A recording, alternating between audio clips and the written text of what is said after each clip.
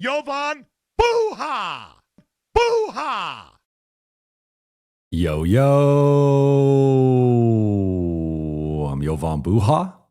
Buha. And welcome to another Lakers postgame live. Just got back from the other side of this hotel room. I'm out here in Las Vegas for the weekend with my son, celebrating Halloween with him. I was not with him for the game portion, so don't worry. I'm not ignoring him to go live with you guys. But just wrapped up watching the Lakers beat the Memphis Grizzlies 117-112 to improve to 4-2 and 1-0 in NBA Cup group play.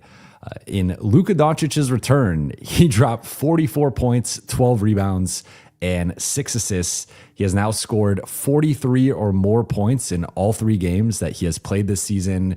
Just a ridiculous, remarkable, incredible, impressive offensive start to the season from Luka. That is MVP level stuff.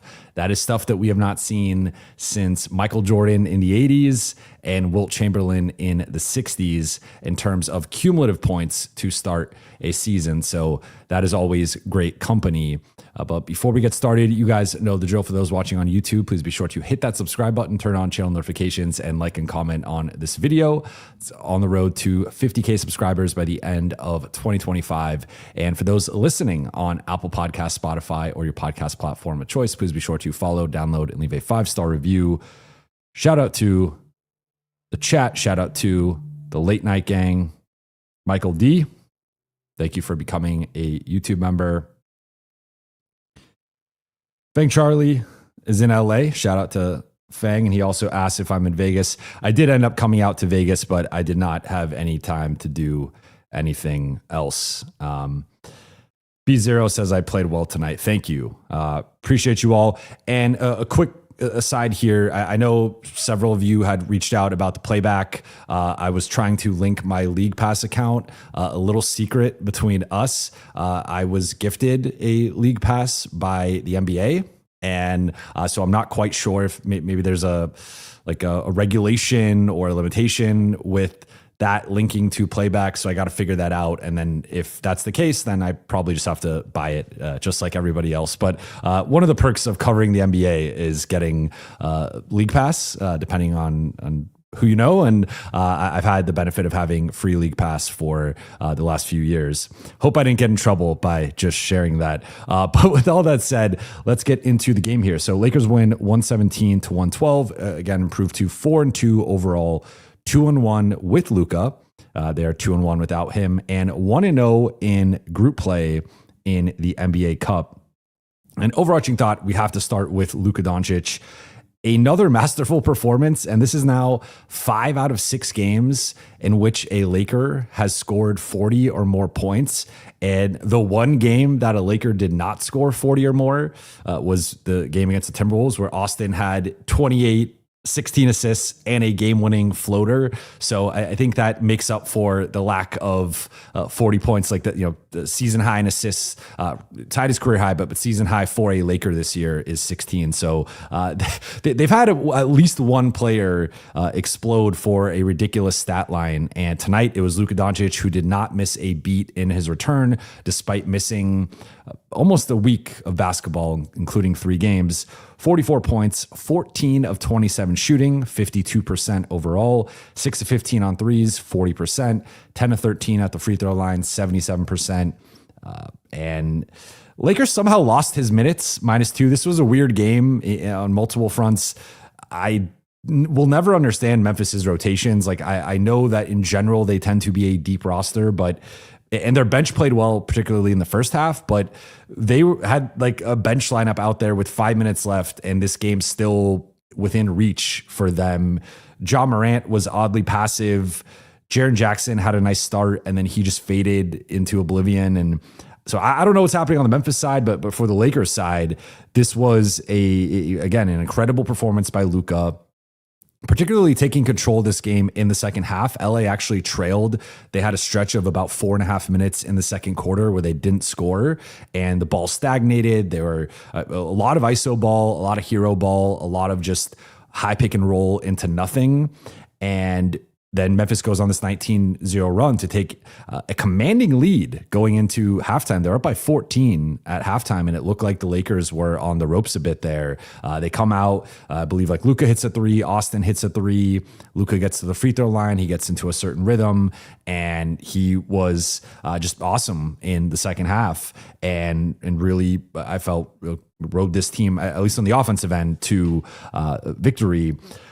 But like what Luka's doing right now, like I just had the social clip about, and it was clipped from my episode with Daman earlier in the week talking about Austin.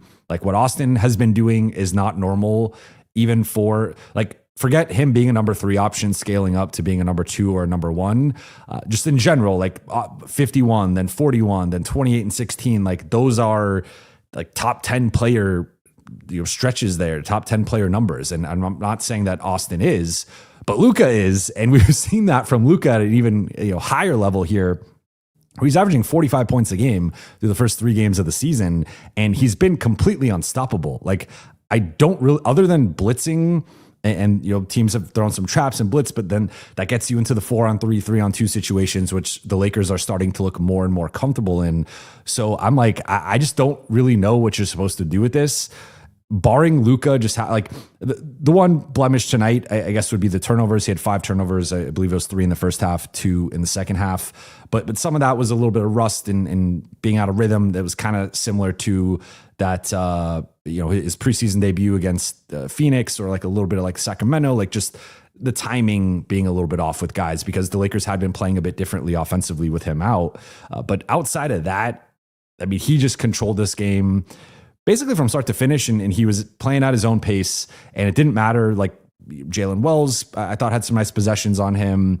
Vince Williams Jr. had some nice possessions on him. I really like Cedric Howard. He's a stud, and it felt like they should have gone to him more offensively. But like those guys had some individual nice defensive possessions of switching onto Luka or fighting over screens, rear view contesting, whatever. Didn't matter. He torched all of them.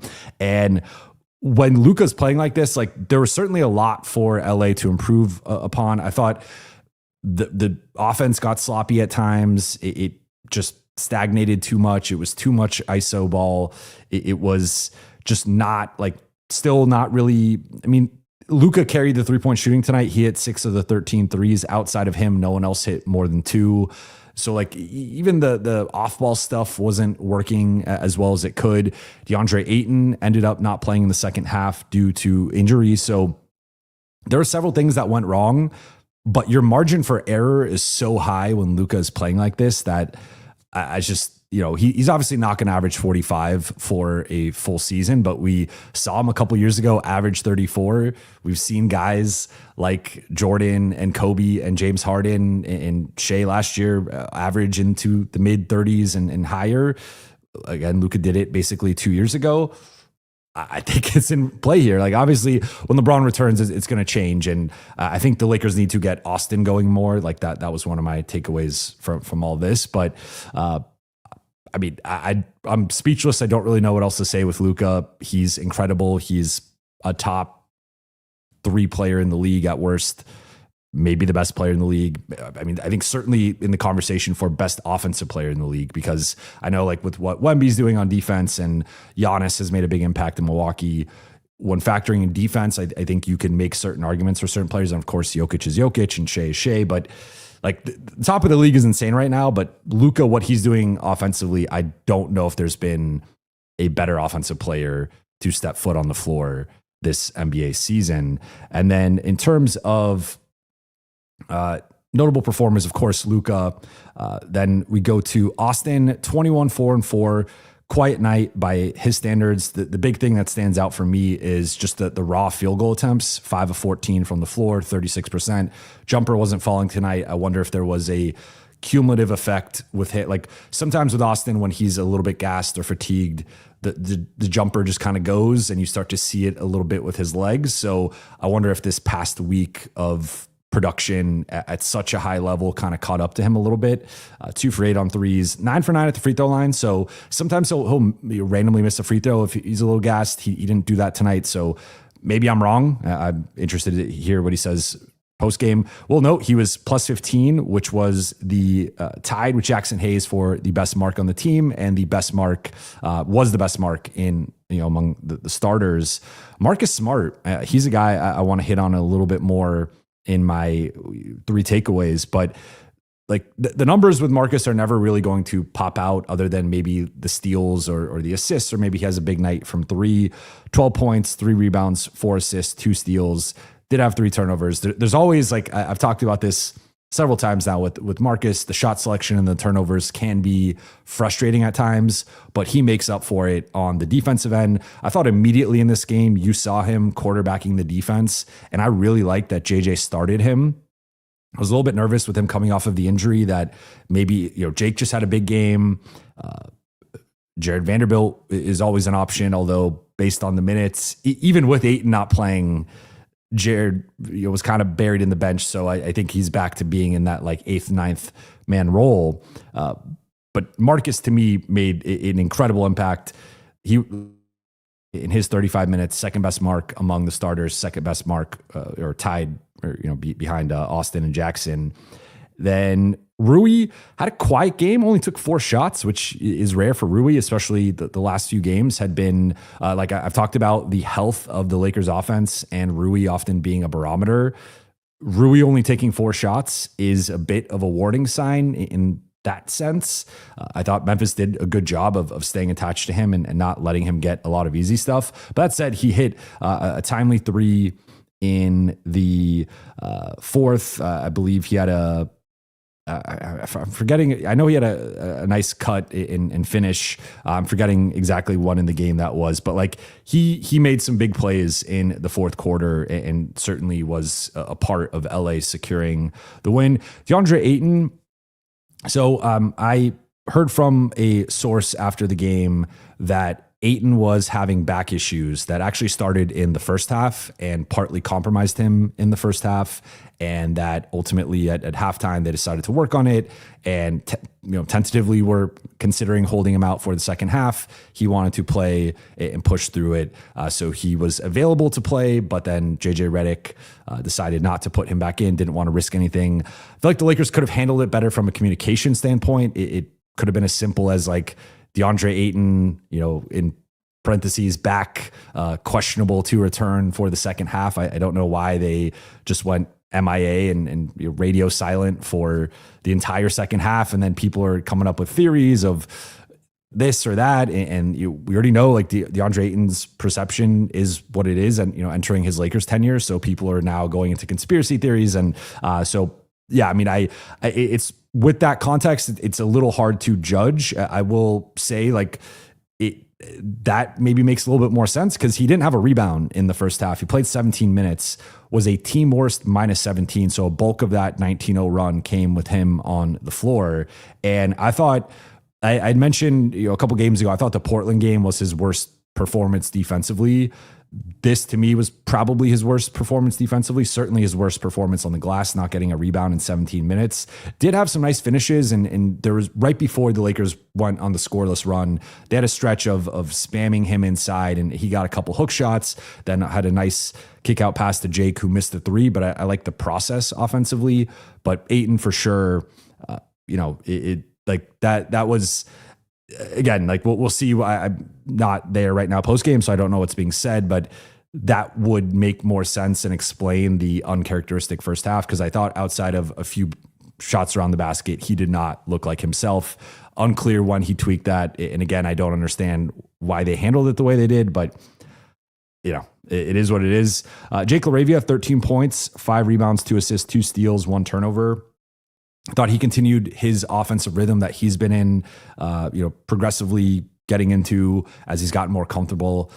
Certainly, I mean, it was 5 of 8 shooting, not quite 10 for 11 like in Minnesota, but I thought had some nice drives and like he's starting to be more assertive and confident. And I think he's someone who clearly like needs to have his role laid out for him. And now that the Lakers are figuring that out, I think he's starting to play better. This is also a revenge game for him. He's already had a couple at Sacramento, at Memphis, 2 of his former teams. But this one in particular what was obviously more of a revenge game for him. Then Vando, I thought, like, made an impact in terms of 4 rebounds and a block in 14 minutes, but the offense continues to be what it is. Missed his only 3, which, it just continues to shoot him. I guess I give him kudos for trying, but it's just not really a thing. Then he did have that one finish late. I think it was like 194 as LA was going on a run. Jackson, I actually thought, came in and changed the complexion of the game. And I think the one thing that the Lakers still have to figure out with the Luka Ayton pick and roll in particular, it's actually been one of the most effective pick and rolls to start the season. So like the numbers have been positive, and I think Luka's looked more comfortable hitting him with pocket passes, but you just see the difference when you have the downhill verve and like motion and just force from Jackson. That's just a more natural partnership for Luka. And I thought it was kind of a sliding doors moment where with Jackson starting the third quarter, I thought all of a sudden the offense took off in a way. And he had 5 assists, a lot of really good short roll playmaking from him, 7 rebounds in 23 minutes. Wasn't as involved offensively. One thing that Memphis was doing was, and they were mixing in things. They were switching, they were blitzing and trapping, but they were also doing a good job of tagging the roller. So whether it was Jackson or Ayton or whoever was the roller, they were sending help there, but then that allowed the playmaking that we saw at times. But then Dalton, he had the heady play, I would call it, to get the buzzer beater to close the third. I thought the defense before that play was really bad, and it continues to be like, fits and starts, or whatever the term is with him, in terms of just like, he looks better defensively one game, he looks worse defensively one game. I thought tonight was particularly rough, but 5 points, a rebound, or a couple of rebounds, and an assist, a steal. Like, he continues to make some plays defensively, which I think is a step in the right direction. But like, if he's not making a play, it's often a mistake leading to a basket or a good look. And with all that said, let's get into stat of the night. I mean, I gotta go. I guess I gotta go 44 points for Luka.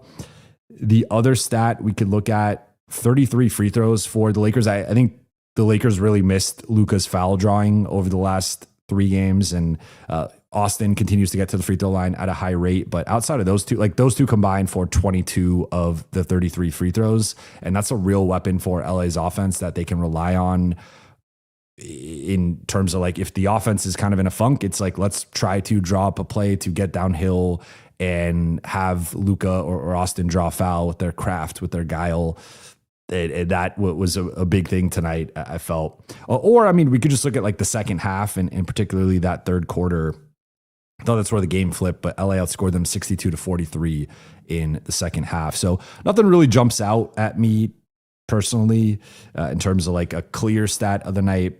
The turnovers actually 13, despite having, they had a bunch of turnovers early and then they cleaned that up. So I would say that is also a win for them. Anytime they're under 15, 16, like that's a really good spot to be in, especially for this group. And then takeaway number 1, I'm going to kind of breeze through these and then we'll get into the Q&A. Takeaway number 1 for me is going to be LA problem solving. And I think one of the silver linings from Luka missing the last few games was certainly on for Austin, a level of problem solving of like, what do I have to do tonight to help the team get a win? And they go 2-1 without Luka.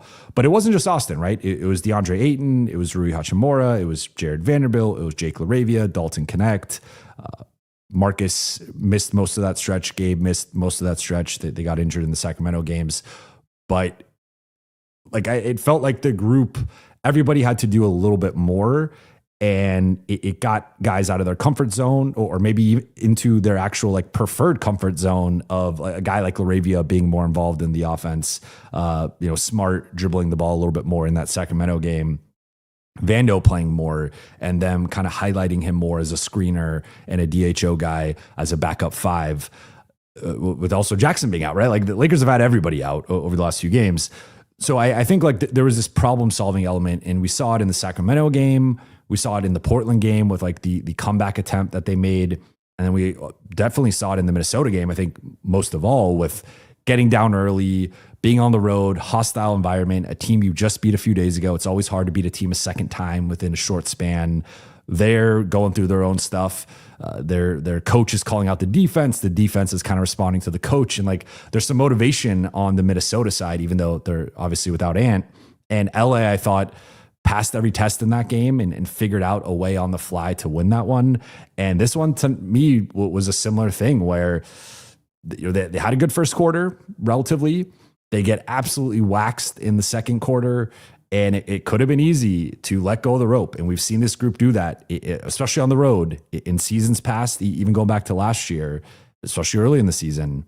And they found a way to make this a game going into the fourth and then take control of the game and put it away.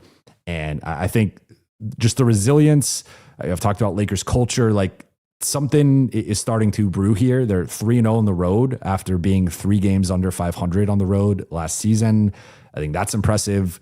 And that might be the stat of the night. Like, I think right now what we've seen from this group and their ability to shape shift and the consistency offensively, like the defense, I think has been, it's been a bit of a roller coaster, and there's some highs and there's some real lows, but the offensive end and just how many weapons they have, the collective IQ, the collective ball handling, passing, decision-making, I think that's at a really high level that it can be clunky at times. It can be a little too ISO heavy, a little too simple with just the high ball screens. But in a way, like sometimes I feel like that the simple nature of the offense can play into the creativity of the group collectively, which I think has been a sight to behold for those who just love basketball and love really good offense, which I think we've seen from this group, even if, again, it's not always the prettiest. And then takeaway number 2, I really want to highlight Marcus Smart because I was an advocate for Smart to start as the 5th starter. I continue to be an advocate for that once LeBron returns. And I think he's looked progressively better and more comfortable in the Lakers system. I thought one thing that they did interestingly tonight was like with starting him, it changes the dynamic of the starting group. And they had him sometimes in the first and third quarter, particularly, bring the ball up and initiate for some sort of off-ball action for Austin or for Luka, or then going into like they ran a lot of 3-man actions tonight, some Chicago and stack and different variations of horns and different things. But a lot of it was middle of the floor, Austin, Ayton, Luka, or Austin, Jackson, Luka. And sometimes Marcus was just sort of a decoy to get into that action, but they also let him run some pick and roll with DeAndre Ayton. Got downhill a little bit, fed Ayton a couple times. So I think he's starting to look better. And it, maybe with LeBron, you just have enough ball handling out there that you don't necessarily need Marcus Smart. But I think Marcus, like if Marcus Smart is your 4th best ball handler in a lineup, that's a pretty good lineup from a ball handling perspective. If he's your 4th best passer in a lineup, that's a pretty good lineup from a passing perspective. So I think like that kind of plays into the Lakers leaning into their offensive strengths. Obviously, he's got to make shots, and that's a big factor for him. 1 for 4 on threes tonight. Like the shot has not quite been where you want it to be. But I look at the defensive communication too, and like he's making plays. He's diving on the ground for loose balls. He had that one really nice transition play. I believe it was in the 4th, where he wrestles it away or dives on it. Jalen Wells goes to try to tie the ball up to get a jump ball, pulls it away from him, throws it over his shoulder. And like, he just makes plays like that really the only other guy that can kind of do that is Vando and, LeBron when he's fully locked in and giving his all on both, the defensive end. But it's really like Marcus Smart. Like that is his superpower. That is why he has had the NBA career that he's had. And he's just a really smart player who does all the little things that help you win. And he's got to have a certain role, right? You don't want to over rely on him, especially on the offensive end. But I think the Lakers have a roster built to not have to rely on him on the offensive end, especially once LeBron and Gabe Vincent come back. So I've just been really impressed by Smart. And I think his energy, his communication, his defense, his swagger, his tenacity, all these things have had a real impact. He makes the right reads. He makes the extra pass. Like, I just think he's really helped the Lakers on both sides of the ball, even if, again, like the box score stats or the shooting isn't quite what you want it to be on a nightly basis. But tonight, I mean, 12 points, 3 rebounds, 4 assists, 2 steals. I don't really think you should ask more of him unless Luka or Austin is out, in addition to LeBron and Gabe. And then takeaway number 3 for me is going to be, I think the Lakers are in a really good spot to potentially win their Group B and advance.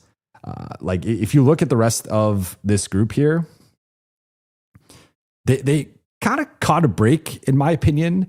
So Group A, Minnesota, OKC, Phoenix, Sacramento, Utah. 3 of those teams are, to me, probably lottery teams in Phoenix, Sacramento, and Utah.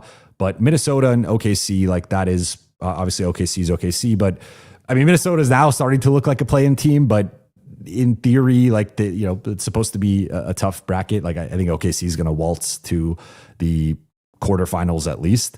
Then Group B, Dallas, Clippers, Lakers, Grizzlies, Pelicans. Dallas has been a bit of a mess to start the season. The Clippers have looked old and slow. The Lakers are the Lakers. The Grizzlies, they just beat. And then the Pelicans are a mess and are starting DeAndre Jordan fresh off the couch. So I think the Lakers are in a really good position to at least go 3-1, if not 4-0, and win their group, and then be in a position to potentially go to at least the semifinals, if not finals in Vegas. And then Group C is the group of death here. Denver, Golden State, Houston, Portland, San Antonio. The worst team is Portland, but they're not even bad. They might be a play-in team if things break right and they could stay healthy. And then the other 4 teams are Denver, Golden State, Houston, San Antonio. San Antonio right now is the best of them, record-wise. And like on paper, they should be the 4th best team of this group. So that is just like, that's the group of death. Every year, there's always the one group that is just like 4 or 5 playoff level teams. I think that's Group C. Group A and Group B, I think, are going to be Lakers and or Thunder and Lakers in their respective groups. But I think LA, with this win and with the current state of the groups, I think LA is clearly in a prime position to win their group. And of course, we got to see how it plays out, and anything could happen. And the margin matters, right? So they could technically win their group, but like depending on the seeding and stuff, like they could get a tough matchup, and maybe they have to go to OKC and try to win on the road there or something. But so far, like I think the way things are breaking, the way things are trending, I think LA has a really good shot at winning Group B and advancing to at least the quarterfinals, if not semifinals. But with all that said, let's get into the Q&A here. Before we do, I'm going to take a quick break for tonight's sponsor, Vuori, for sponsoring this video. As someone who is constantly on the go, a big priority for me with my clothing is comfort. And with Vuori, I don't have to sacrifice quality or aesthetic, which are both important to me. That's why it felt so natural to partner with Vuori, given I've been wearing their clothes for over 4 years. I love traveling with their joggers, whether I'm on a plane or at the gym or at a coffee shop. But it's not just when I'm on the road, it's also lounging at home, whether I'm grinding some tape on the couch or getting ready to go live or record a podcast. Whatever I'm doing, I'm often wearing Vuori clothing. I love Vuori clothing. My wife wears it. My brother wears it. My friends wear it. So I cannot recommend it enough. Thank you to Vuori for sponsoring this video, and make sure you check out the link below and or go to a store in person and check it out for yourself. Now let's get back to the episode. All right, let's get into the Q&A here. Appreciate the support in the chat. Ooh to the we. Thank you for the super chat. Luka is 1 of 1, but I think our team offenses look better with AR running it. Luka is Luka, but the team offense looked clunky and slow today. Certainly, I agree. Now, I don't. I think sometimes we're too quick to just put this on like one player, and there was a more egalitarian style of offense, I thought, with Luka out. However, I will note, I mean, Austin had 51 one game and 41 another game. They were very dependent on Austin. Tonight, there was a little bit more balance. Like they were very dependent on Luka, but obviously still dependent to an extent with Austin. or on Austin, and then other guys contributed in different ways. I think it's a work in progress. They've technically only had 3 games together, and they had a break in between that. And then we saw over that break, they started to play differently. And I think even comparing the Minnesota game to the Sacramento game, there was real progress with that group and their identity and how they were playing. And I think that's just how basketball works. You need time, you need reps to grow chemistry and continuity and understanding.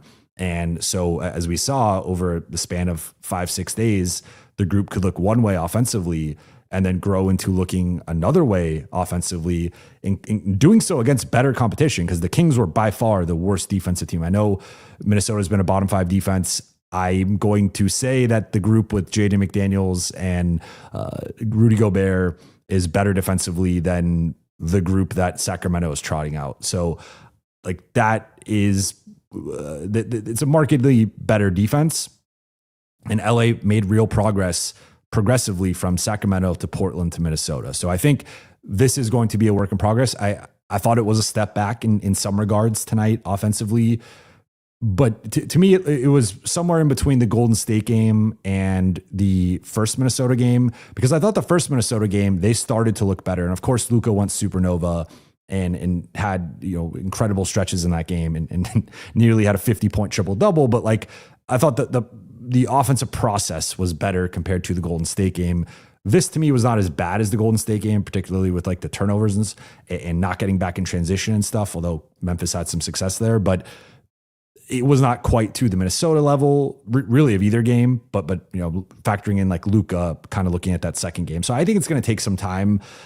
I did think like there was... Austin to me was the guy. Austin and Rui were the 2 guys who probably suffered the most tonight. Rui just, as I said, like sheer volume of involvement in the offense and only having 4 shot attempts.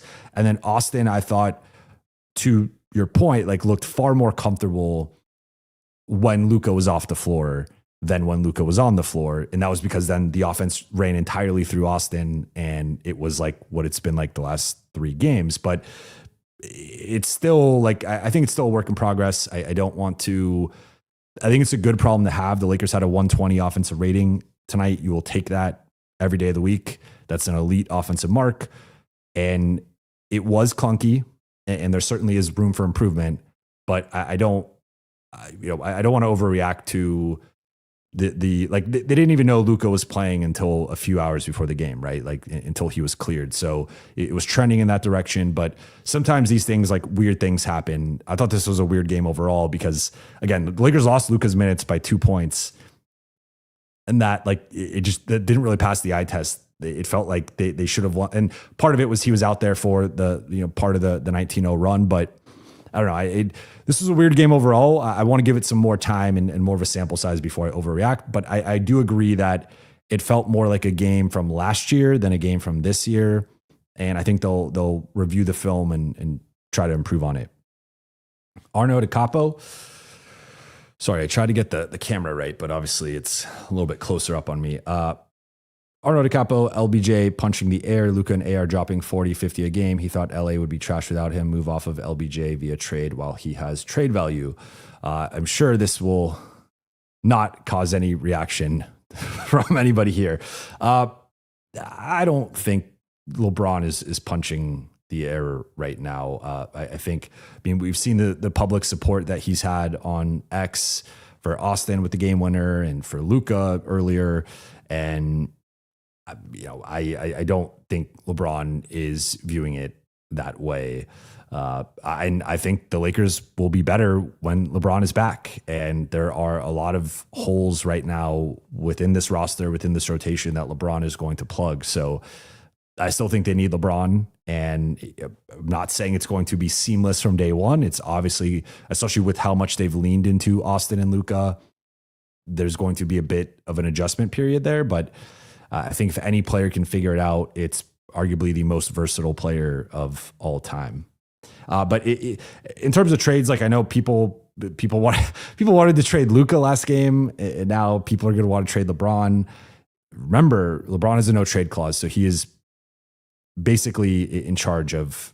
He is in charge of any potential trade. Like obviously, the Lakers would have to even if he wanted out, the Lakers would have to agree, and then they'd have to find a team, and it's a little complicated to fit in a salary. But from a macro perspective, those talks don't even go anywhere if LeBron says no, right? So LeBron, in a macro sense, is in charge of his future. Shabugan, thank you for the super chat. Why are the Lakers so awful at communication around injuries, constantly getting diagnoses and timelines wrong, dumb secrecy, or incompetence? I don't remember if it was you who asked this last time or if it was someone else. I will reject the false dichotomy here. I don't think it has to be one or the other necessarily. If I had to pick one, I would lean more secrecy.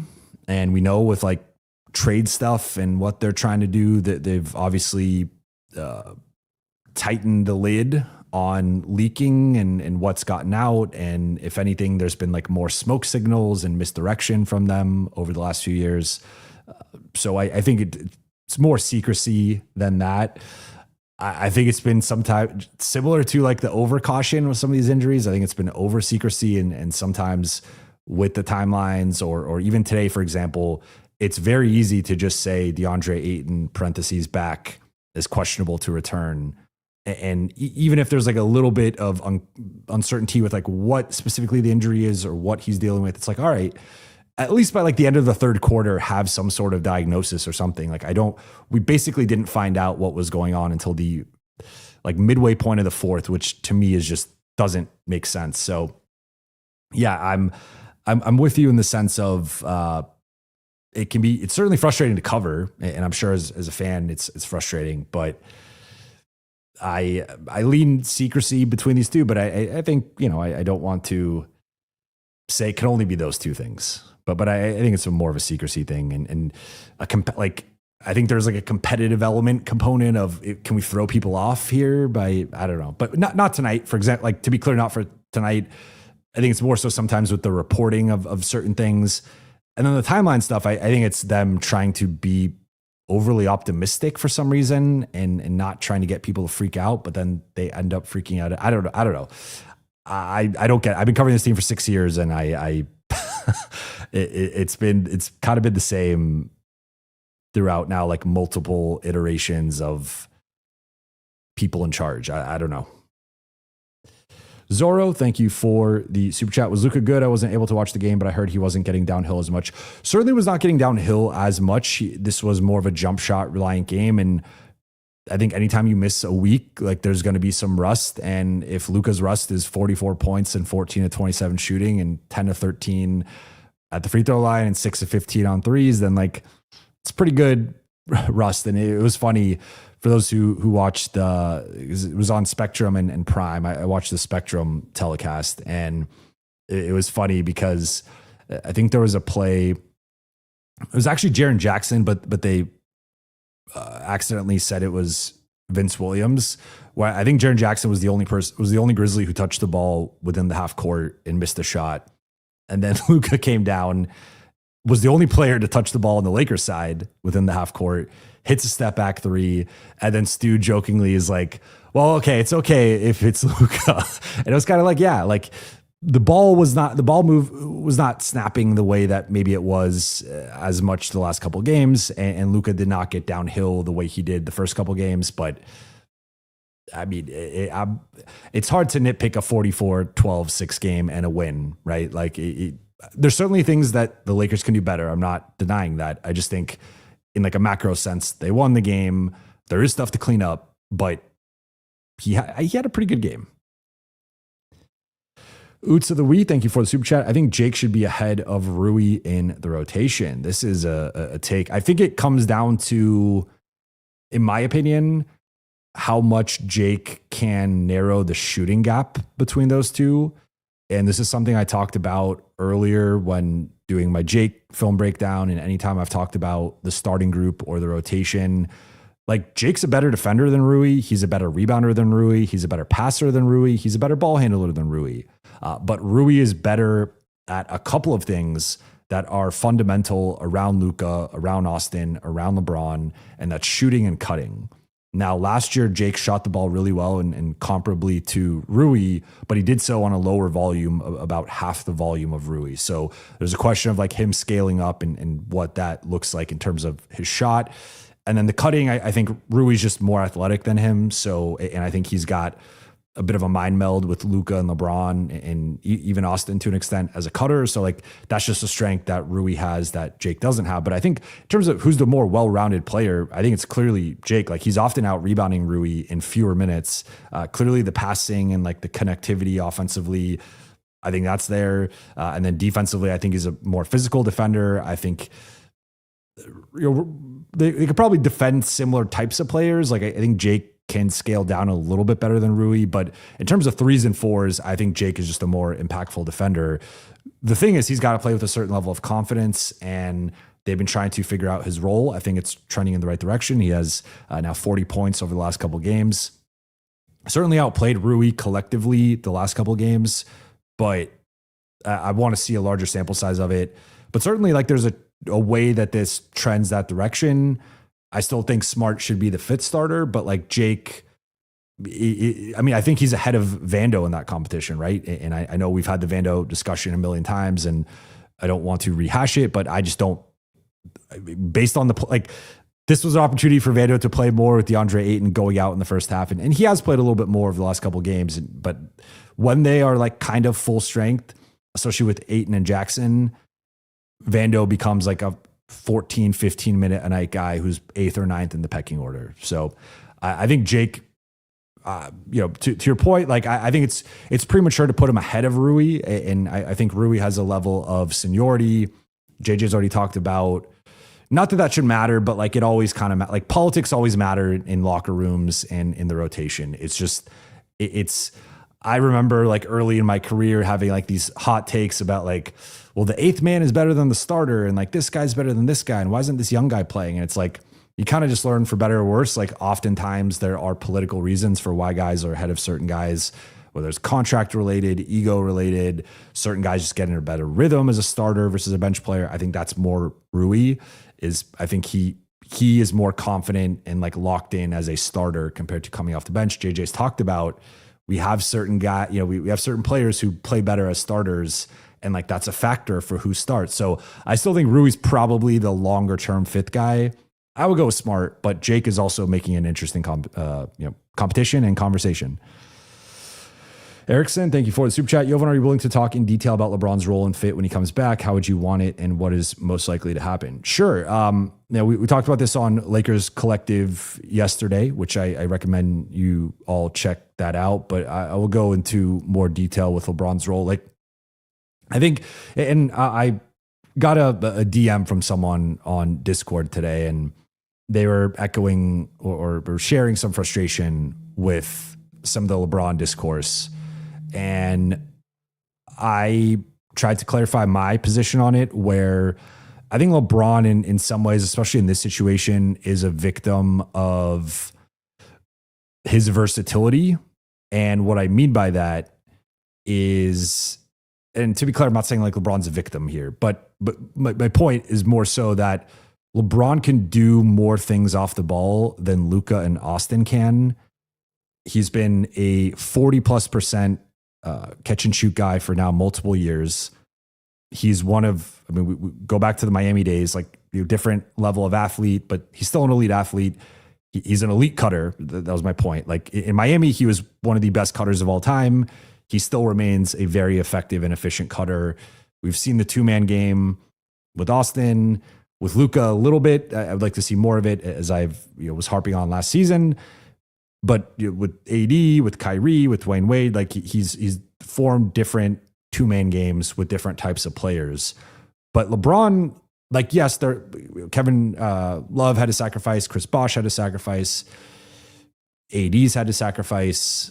You could go down the list and like guys have had to sacrifice, but LeBron has also had to sacrifice. And because LeBron is the queen on the chessboard, and he could do basically every NBA skill at least like a 7 level, that often forces him to have to make certain concessions or adapt his game in a certain way. And I think when we look at Luka, Austin, and LeBron, You can make a case LeBron's the best screener.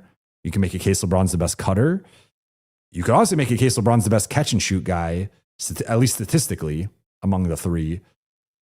Though Luka is obviously much more of an on-ball shot creator than like off-ball catch and shoot guy. But in terms of volume and like percentage, like you can make that case for LeBron. He's also the best rebounder.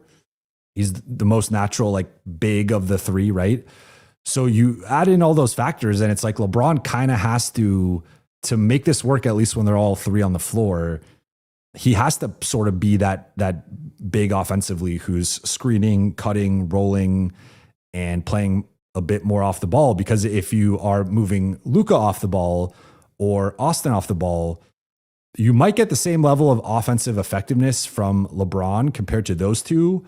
But those two guys are going to be less effective off of the ball compared to on the ball. So there is certainly like a limitation here. I'm not denying that like there's not diminishing returns with those three playing together, but I do think their collective basketball IQ and skill and talent, and we saw it in flashes last year. I mean, they won at a 60% clip together, and they were just scratching the surface of their potential. Like, I think there's something there, right? And we need more of a sample size to really be able to judge what's the ceiling and what that looks like. But I think for LeBron, he's just in a tough spot because like if he was more similar to Luka and Austin in game, then it becomes more of a more of a like, okay, we're maybe going to take some turns here and like kind of figure this out. But like he just naturally, if you're thinking of like the pick and roll pairings, it makes more sense to have LeBron screen for Austin or LeBron to screen for Luka, or you could do inverted actions to try and create a mismatch or something. But I think LeBron just unfortunately kind of has to do more of the dirty work because he's more capable of doing the dirty work than Luka or Austin. And if you flip it and have him as more of the primary guy and those guys doing the dirty work, it's just not a winning, like that's not their strengths. Whereas LeBron has so many strengths that like, again, he's kind of forced into doing things that maybe aren't as glamorous or maybe on paper aren't like the way you'd envision it. That said, I think this is a little bit overblown here where people are acting like, I mean, dude was still averaging 25, 26 points a game post Luka trade. He finished sixth in MVP. He finished sixth in All NBA. He still was really good after the Luka trade. And even in the playoffs, like, you know, I thought the defense slipped a little bit and the shot, you know, he had a couple rough shooting stretches, but like he was still effective in the playoffs. So I do think it's a little bit overblown in terms of LeBron taking a step back or like his numbers being effective, like, or affected. We saw him still be really effective last year post Luka trade. And I think honestly, his biggest value, he contributes everywhere, but like I think the defensive end with the current makeup of the roster, like they really need someone who can be a low man, who can be an effective help defender. And LeBron, when he's locked in on that end, can still do that at a very high level. We saw it for 2.5 months, almost 3 months last year, from like late December into early March.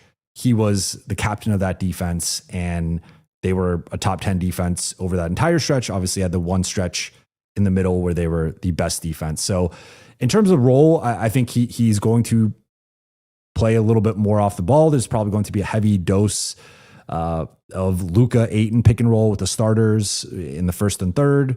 And then they will sprinkle in some Luka LeBron pick and roll, Austin LeBron pick and roll, could do inverted pick and roll with LeBron as the ball handler, those guys as a screener. I think they will leverage LeBron's catch and shoot ability. And then I think there will be units where maybe there's an Austin second unit, a LeBron second unit, a Luka second unit. I think you'll also see Austin and LeBron play together in certain second units. So I think there's a lot of different ways they can take this. And we also don't know who's going to be available or healthy. Like already Lakers have had half their roster injured to start this season. Then DeAndre Ayton just got injured and added to that list. And like, I haven't seen the post-game stuff, but I assume he's probably going to be available for this upcoming back-to-back, but wouldn't be surprised if he's listed as day-to-day or you know, questionable or whatever. So the Lakers can't really catch a break right now with the injuries. And you know, so LeBron, just by virtue of that, might still have to put up, they might need like all three guys to drop 30 plus a night and to really like kind of hit their ceiling here. But I think some of the concern with LeBron has been a little bit overblown, and he's going to figure it out. He's always figured it out. If there's any player in NBA history, I have confidence that will figure it out. It's LeBron. And yes, he might have to sacrifice a bit more just because of all that he can do. But, you know, it's just like someone kind of has to sacrifice a little bit, but he still is probably going to put up 25, 7, and 7 because he just steps on the floor and does that. So I'm not concerned about his production or his impact. Like, he's LeBron. I think it's going to be fine. The Tribe One, thank you for the super chat. Let's be real. There's no way we'll be able to keep AR-15. Just super happy for him. Thank you for the super chat. There is a way the Lakers can keep AR-15. It is pay him 5 years, $240 million. Maybe not that high, but probably at least $200 million over the 5 years. Yeah, I mean, I think it's trending into him being a $40 million player. And again, we got to see this withstand over the full course of a season. And there are going to be questions that need to be answered with him and Luka and how LeBron factors into all of that and just like the future of the group. But Lakers are in the driver's seat, and like Austin wants to be a Laker. He wants to be a lifelong Laker. He wants to stay in LA. He wants to resign. They just have to come correct and not get cute with the offer. And as long as they do that, which I have no inkling that they're going to get cute, I think he's going to be a Laker. Lee Baggy. It's going to be hard to top this one. I've never seen Buha's bottom half. My God, son got some long ass feet. Yeah, I'm size 14. So I got, it was a problem for me. Like really from like middle school, at like sixth grade, I was like a size 12 or 13. And then probably like seventh grade, I stopped at 14. But yeah, it's been like as someone who loves sneakers, it's been a rough sneaker life, because the second I started getting disposable income, I quickly realized like, there's a lot of sneakers I want that aren't in my size. And 14 is usually one of the first ones to sell out. It's usually like 14, 15. Those are like the two. So yeah. But you know, it's a good problem to have. Gary Singh, thank you for the super chat. This Braun trade talk is getting annoying. Braun was their best defender in the playoffs, deferred to Luka in playoffs, all big moments, playing off the ball. Gary, hitting on a lot of the points I just made. I think this is a bit overblown. And I think like sometimes we and I'll lump myself in, like, you know, we'll galaxy brain something and we'll overthink it, and we won't see the forest through the trees here. And it's like, LeBron James was objectively a top 10 player last year. If you really want to nitpick and look at certain things, you can maybe make a case for him being like somewhere in like the 12 to 15 range. With that context, like there's no universe in which the Lakers are worse with adding that player to this group, especially when you look at, with no disrespect or shade to anyone else, but like when the alternatives are Rui Hachimura, Jake LaRavia, Jared Vanderbilt, the Lakers are obviously better with LeBron on the floor. Like, I think we're overthinking this a little bit, right? So yes, there are things they have to figure out. I'm not saying it's not Kyrie, James Harden, and Kevin Durant all playing together where like they could all play off, or Kyrie and KD could play off the ball, Harden's on the ball, like the collective shooting and all that stuff is at a certain level where, I mean, there's even questions about that group, but obviously like in the brief stretch we saw of like 20 games of them, they're basically unguardable. And they're, you know, of course, I skipped over the most obvious one, which is like Steph, Clay, and KD. Like, yeah, they're not Steph, Clay, and KD, right? Sure. But we're probably never going to see a trio like that again. And not everyone could be like three of the top 6 or 7 shooters in the league, depending on where you want to put KD at that time. Sure. But there's this might be especially with the way Austin's leveling up as a passer right now, this is going to be in the conversation for like best trio of passers that have played together in NBA history. Like I truly believe that. I know it kind of sounds crazy, but Luka and LeBron are two of the best passers of all time. That alone vaults you to a certain level. And then Austin Reeves as your third best passer there are very few teams that have had a third best passer close to the level of Austin Reeves.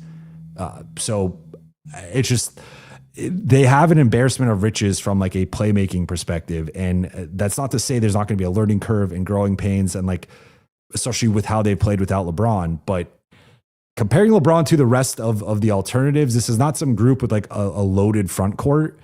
He's a much better player than everyone else he's up against. And I just don't see a way he doesn't make a big impact.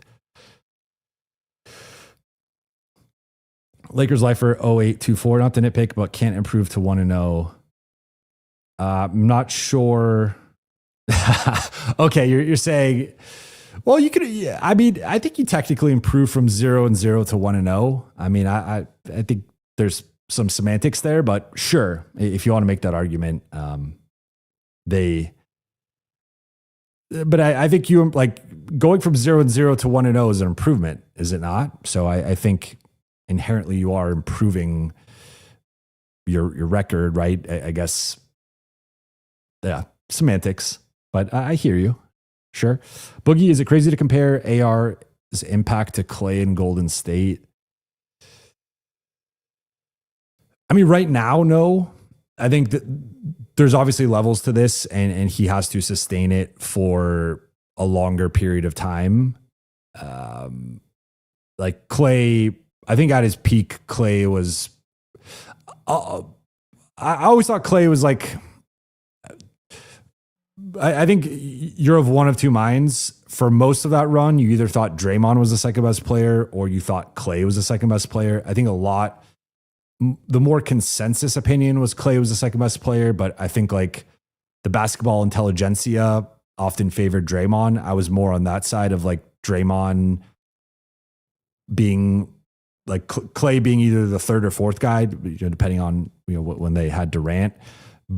Obviously, offensively, he was at a different level than Draymond, but like Draymond was their defense for large stretches, and just like Clay was a big contributor there as well. But like Draymond was defensive player of the year, always for over a half decade was like always a top 3, top 5 guy there. So just a different level of defensive contribution, in my opinion. That said, like Clay was still at worst like a top 20 player, if not a top 15 player. So I know Austin's been in that conversation to start the season, but it's a different thing at game 6 versus game 66 or second round of the playoffs. So I think Clay, like I do want to give him his proper respect here of he had a stretch, especially from let's say like 2014-ish through the injury in 2019, where he was, I think, collectively like a top 20 player at worst, if not top 15. And Austin, we got to see where the rest of his career goes, but for now I think that's a bit premature. But like right now, the impact he's had to start the season, certainly, and you could even argue he's maybe at a higher level. Like Clay had the 62-point game without a dribble or took 3 dribbles, whatever. He could go supernova and did it. Game 6 Clay is a thing. Like he's done it in the playoffs. So I want to give him his respect, but like obviously Austin, they're just different types of players. Austin is more on the ball. Clay was obviously more off the ball, but I think he has to do it for longer for it to enter that stratosphere, in my opinion. And of course, like we're not talking about like career. We're talking about kind of like maybe peak value during the Big 3 era or whatever. So, but still, I think we got to see more from Austin. I know you're saying impact, so you followed up there. Obviously, as a shooter, no one is touching Clay other than Steph. Miss Optimist, thank you for the super chat. Helpless LeBron. Haters punching the air for 22 plus years. LeBron is still great. LeBron is still there. Haters should move off of malice and despair. Bro, a little poem. I like it. Yeah, look, I mean, it feels like people are going to have their opinions on this until LeBron is back, and then people. Like LeBron has been a lightning rod for. I mean, he's carried the sports media industry for over a decade. Honestly, if you look at everyone loves to find a way to talk about him, and so yeah, I mean we're not going to have clarity on this until he's back and we see what that looks like. But I'm confident going off of the 22 years and the 3 months we saw last season, or 2.5. I think it's going to be fine. Keon Park, thank you for the super chat. If DA and Marcus opt out for a new deal and Rui is a free agent, front office gives AR 40, let's say Rui 18 plus, DA and Marcus 15 plus, can we keep the 3 or need to choose? The big X factor here is going to be LeBron. If LeBron is gone, either retiring or leaving, they should be able to, I believe. If he stays, and obviously that would be re-signing, so the Lakers would have a say in terms of like what that contract looks like. That then gets a bit tricky, and they might have to pick between, I don't think Austin, but I think it would be the latter 3. They would have to make some tough decisions there. But I mean, they depending on what happens, they could have, I think realistically upwards of like 40-ish million in cap space. So if you use, and remember, I talked about this, I forgot if it was last stream or 2 streams ago, but you have bird rights and order of operations there with cap holds and stuff. So in that case, it probably makes more sense to sign DA and Marcus first, then sign Rui and Austin and go further, past the cap, probably past the first apron. I don't know. It depends. But it's going to be an expensive roster in that case. And you're probably not adding anyone else of consequence, but I think those are probably tradable contracts depending on the years there, right? Like with DA and Marcus, I would assume it's maybe 2-year deal, 3-year just tops, maybe 2+1, something like that.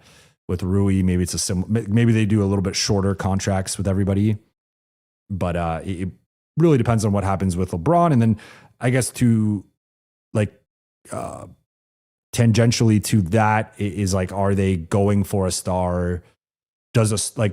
We never know who's going to shake loose, and Giannis is out there, but I think that seems to be either him staying or if he leaves, the Knicks being the favorites. But is there another star who becomes disgruntled over the next 4 months and they want out next summer, and all of a sudden the Lakers can potentially make a competitive offer because they'll have 3 draft picks as of draft night. So a lot of factors here in terms of what it's hard to project the Lakers offseason with any certainty, other than I think they're going to keep Austin, and he's probably going to be at least high 30s, if not closer to his 42-ish million max. Light him up. Thank you for the super chat. If Smart keeps playing like this all year, what would it take to re-sign him, or how much would he ask for in theory? Well, I think the one interesting thing with Smart is going to be how healthy he can remain, right? Because already he's missed 3 games or 2.5, whatever. And there even was like a moment tonight. I thought he got banged up, and he that's kind of just how he plays. But if we let's say the optimistic projection is 65 games for him, maybe 68 top. I don't see a world in which he plays more than 68, but could be wrong. 68, 70 maybe. But yeah, I think he's going to miss, he's already missed a couple. I think he'll probably end up missing at least 10, 12 games. Maybe at some point the Lakers are a little bit more cautious with him. We'll see the back-to-back plan this upcoming weekend. But with Marcus, I think the health will be a big factor because he is getting up there in age, and he does have an extensive injury track record, and he's only played 54 games the last 2 years. So I think that works in the Lakers' favor. But depending on his production, depending on his role plays, this is where I know coaches love to downplay it and whatnot. And some fans like to downplay it too. But this is where starting matters. If Marcus is starting and playing 27, 28, 30 minutes a night versus coming off the bench playing 22, 23, 24 minutes a night, that's probably a few $1 million difference. That could be the difference between 16 million and 12 million or something like that, right? So I think he probably projects more as a non-taxpayer mid-level-esque offer, which is probably in that 14, 15 range. But that's assuming that he stays relatively healthy and is either a starter or the 6th man, which as of right now, he's projecting to be probably one of those two. But assuming he can remain productive, remain with a top 5 or 6 role on this team, and stay healthy, then I think he probably gets in like the mid-teens. I don't know if he gets more than that just based on the age and the injury concern, but could he get something like 345, 348, 350? And to be clear, 3 years 45, 3 years 48, 3 years 50. Because one time I said I was talking about an offer for Austin. And I said 350, and I got aggregated as 350 million. Which no, that is not what. So yeah, something like that. I think it could be in play, but that's like to me more of the optimistic case. Obviously, the downside is he has an injury riddled year. The production falls off, and then he ends up opting in and. That is like a win for the Lakers, I guess, from like a contract perspective. But obviously if he opts in or if DeAndre Ayton opts in, it's a bit of a red flag because that means those guys didn't outperform their contracts. And like a third of the league is going to have cap space. So like it's not a bad year or bad summer to be a free agent. So, we'll see. I'm going to take a quick water break. All right, we're back. Gary Singh, thank you for the super chat. Smart is exactly what the Lakers need in the playoffs. His defense, energy, and IQ on offense. Love how he can switch onto bigs and hold his own. I like that you mentioned that's something that I've noticed as well, and I think is a key to one thing that the Lakers did more tonight, and I want to look at this on the film to kind of get a better sense of it, but there was some more peel switching. So remember that line that I tweeted out of like the interior line inside the 3-point arc that was blue that the Lakers had during training camp in the preseason. And I wasn't sure if was that like a mid-range line or like what was it. So I asked JJ about it. He said it's a peel switch line, which is basically like the lowest point you want to be switching when they are switching often, 1 through 3 or 1 through 4 and like the catch point or the pickup point with the switch. And I thought the Lakers did a much better job with that in the second half. But Marcus is one of those guys who like he is picking up aggressively. He is quarterbacking and calling it out. And I think that has been a key part to their defense of like for as great as Vando could be defensively and just like wreak havoc and go randomly pressure a guy and cause a turnover or get a steal, whatever. Vando's just not as loud and as communicative as Marcus. And that I've made this point several times before, but like this is a relatively quiet and introverted group. As JJ has said before, they can go possessions and stretches without really talking or saying anything. And Marcus is a disruptor with that. He comes in and he talks. Maybe he even talks too much, but I think that's a good thing for this group. All right. Diving back into the chat.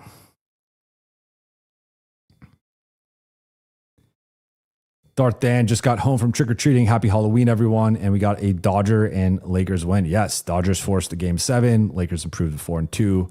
Great day in LA. Even though I'm not technically in LA, but we will take it.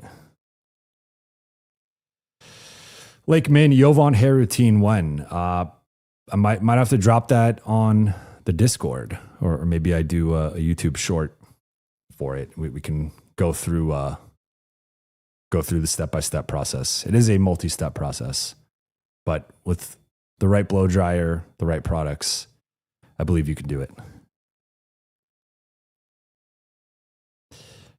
Mishra, I remember when Jovan had no or almost no mods. It's good that's changed. Yeah, if you guys want to be a mod, either on here or on Discord, comment below this video. It's going to be hard to track it during the chat, and the chat disappears on the replay, but comment below and I will add you to either or both.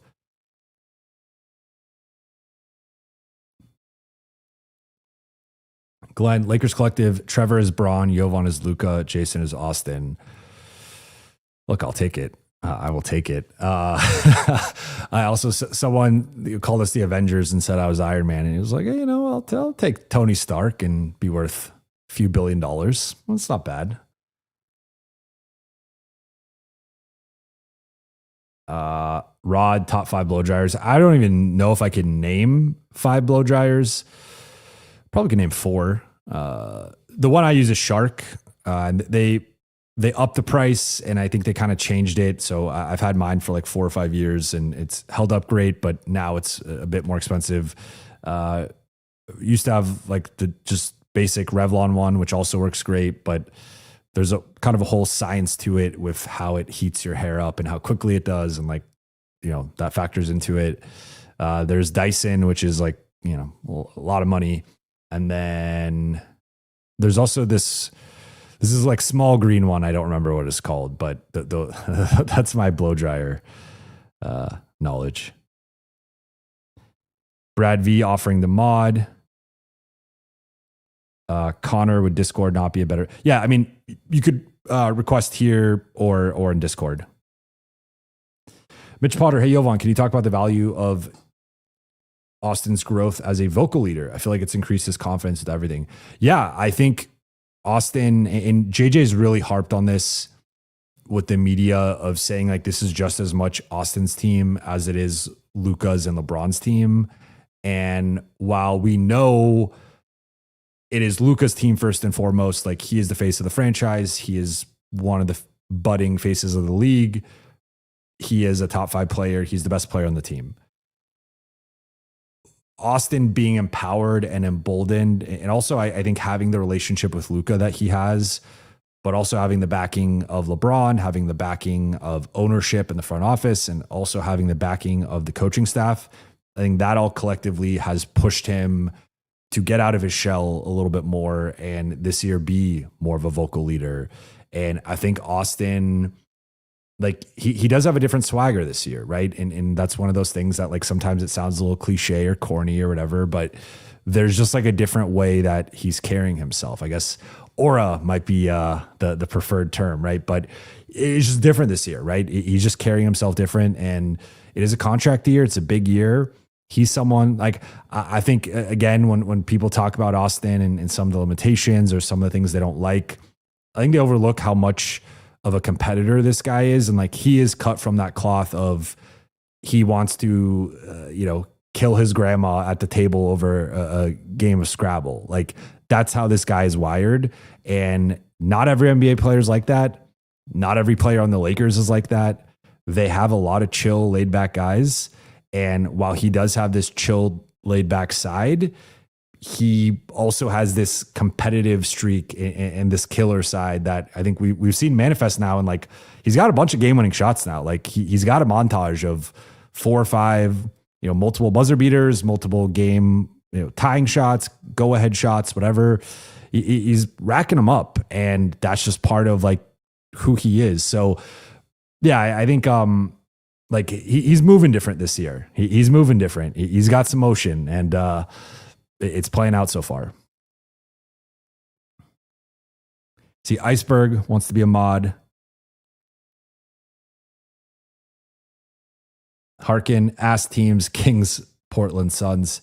I don't think Portland's an ass team. I think they're, especially like with how they've been without Scoot, they've been without Robert Williams, they've been without Matisse Thybulle for parts here to open the season. I think Portland is a sneaky, like might be a back end play-in team. Tired East Coast Lakers fan. Hope you get some rest soon. Hey, Jovan, do you think Jake has a chance at being in the starting lineup? His defense has been impressive, and he's shown now that he can go off on offense. He has a chance. I just talked about it a little bit ago. Those more so in competition with Rui directly, whereas I throw Marcus Smart in that conversation, and I think it's more of like a 3-man race. I think there's a chance. I think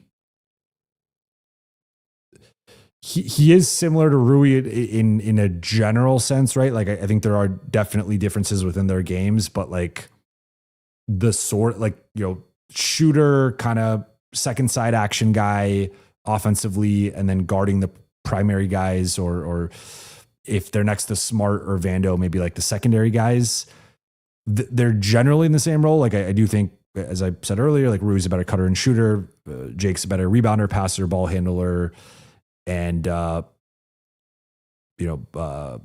just decision maker, I would say. So like there are some differences, but I think there's far more of a difference between like Marcus and Rui versus, or Marcus and Jake. Like Marcus is just a totally different player and different size wise and all that stuff. So I think it's probably, if we acknowledge that Rui prefers to start and that is a factor here, it's probably easier to sell Rui on Marcus Smart starting over him and be like, look, this is a guy who's played 11 years. He's been in the conference finals multiple times. He's been defensive player of the year. He's been all defense multiple times. Like Marcus Smart is a known proven commodity. Jake LaRavia is unproven at this point, though he's obviously making a name for himself, as we saw in Minnesota, both on the court and off the court. That said, I think it's probably a tougher sell to a guy like Rui, and it's just hard to deny that there are always some level of politics and like internal, just having to manage things. So I think if he lost his starting spot to Jake, it would probably go over differently than losing that spot to Marcus. Now, I don't think that's like the only thing to factor in here, but I think that is a real factor that we would be lying if we just ignored that. Like Rui, anytime he's asked about starting, makes it clear he wants to start. I had previously reported going back a couple of years that like I had heard from that coaching staff that Rui wants to start and prefers to start. And now JJ has alluded to certain guys on the team wanting to start, preferring to start. I think like there's a bit of a trend here. There's a bit of a through line where I think that's a real factor for them in the starting conversation. Now, if we're just judging this from like a meritocracy perspective, you could make that argument. I think I still prefer Jake probably as a secondary guy versus a primary guy. Like I've actually liked his off-ball defense more than I expected, and probably his on-ball defense a little bit less than I expected going back to the film over the summer. I just think there's a gap still between him and say Marcus or Vando. So I guess if it's a binary decision between him and Rui, you could talk me into him starting if he continues to shoot the ball at a certain level. If we're opening it up to more of a broader competition and also factoring in some of the politics and just some of the realities of the situation, I think Marcus has been my choice, but I also think like it's an easier sell to Rui if you are making that change. Iceberg, I cannot. So for anyone who wants to be a mod, I can't do it currently right now, but please just drop a comment either on YouTube or join the Discord and drop a comment there, and I will make you a mod. Gary Singh, Jovan, who's your NBA GOAT? You're really trying to get me in some hot water here. I've said this multiple times. I think LeBron is the GOAT. Now, it depends on what your definition is, because I think you could, like for me, it's hard to ignore the longevity part of it. I also think you could argue that at his peak, there was not a better player than LeBron. With Jordan, you could argue like that stretch of 6 and 8 years and just like his peak might be the best peak of all time. And then it just comes into like, are we just judging by peak? Because then that's also a different conversation where a guy like Wilt is going to be higher up in that type of dialogue about best of all time versus like kind of the career totality and factoring in, just sort of the longevity element. Because at some point, especially if LeBron has another all-star, all-NBA year, we're talking about this guy doing it into year 23 versus Jordan's 15. It's just like, yes, Jordan won more rings and he was undefeated in the finals.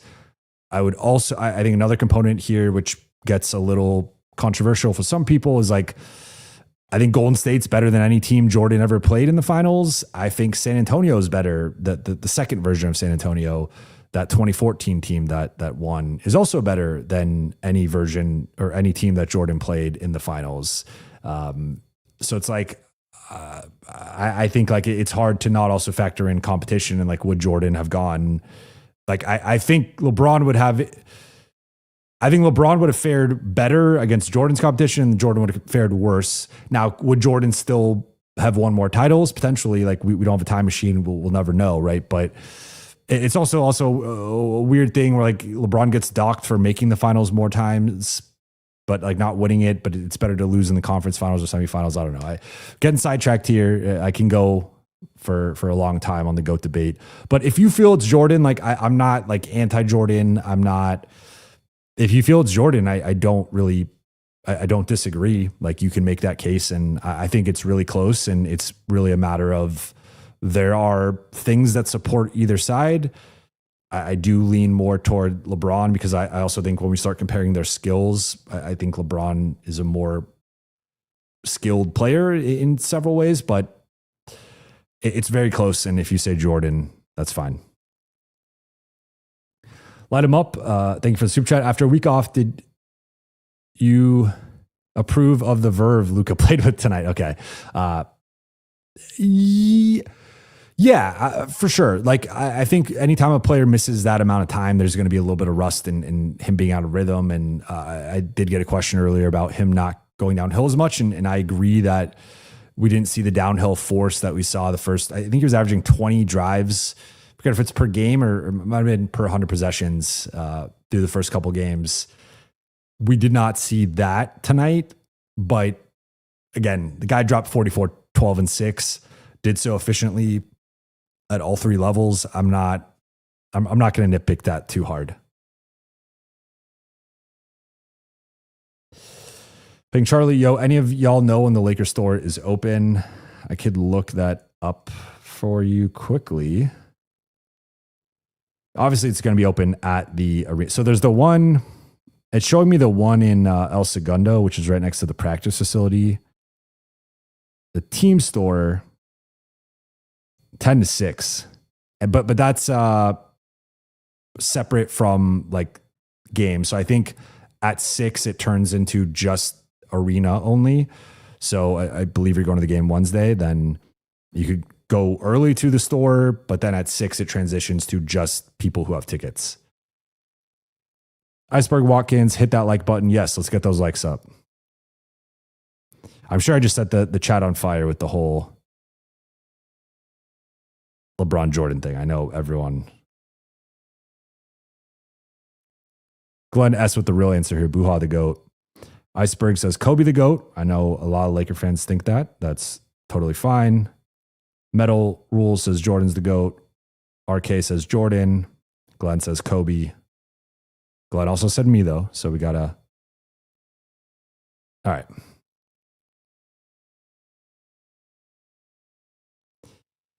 Thank Charlie. Yes, so there's 2 Lakers stores. There's one in El Segundo next to the practice facility. That one's 10 to 5. Then there's also one at Crypto that you could enter from the outside between 10 to 6. And then at 6, once the arena starts opening up, or it opens up a little bit before then. But once it starts opening up to the audience, then it closes from the outside and you can only enter it from the inside. I'm sure the chat will like that comment.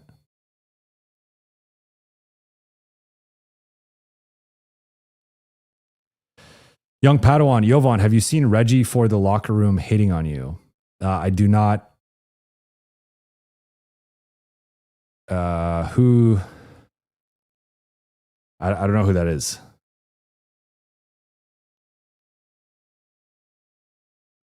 Ronnie Gutierrez, do you get any discounts on anything Lakers? No. I think technically if I brought, I'm cool with obviously Lakers employees, and I think they get a discount. So like if they accompany me to go get something at a store, I can get a discount that way. I don't know what %, but like that's obviously a big favor to ask. So I really would only ask that for like close family or friends.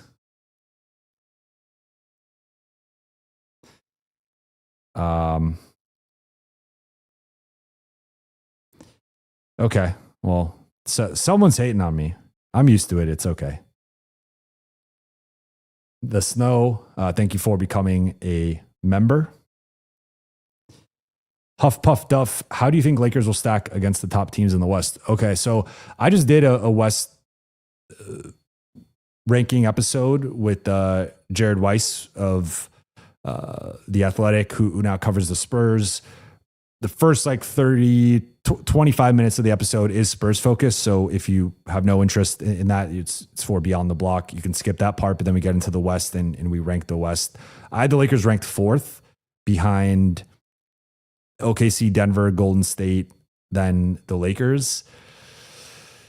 I mean, I would like to see more of a sample size, and I think you could talk me into them being ahead of Golden State at some point. Like I do acknowledge that Golden State played them opening night. There was no LeBron, no Moses Moody, which I'm not equating the two. I'm just stating the primary pieces that were out for both sides.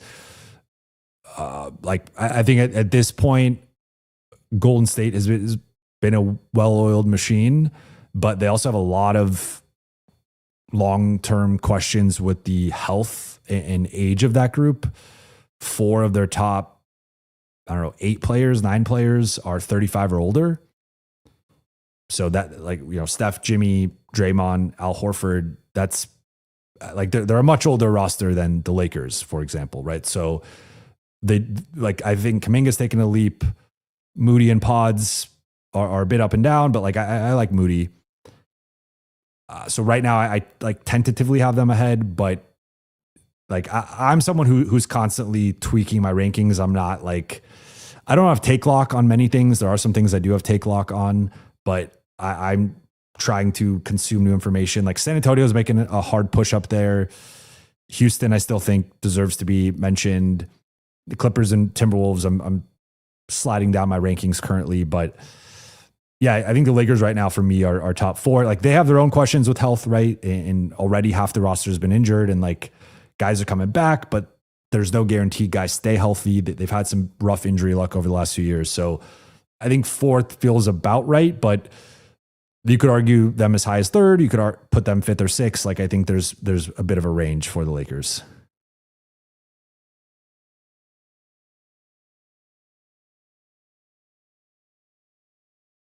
I really don't even, I've never heard of this person once in my life. Yeah.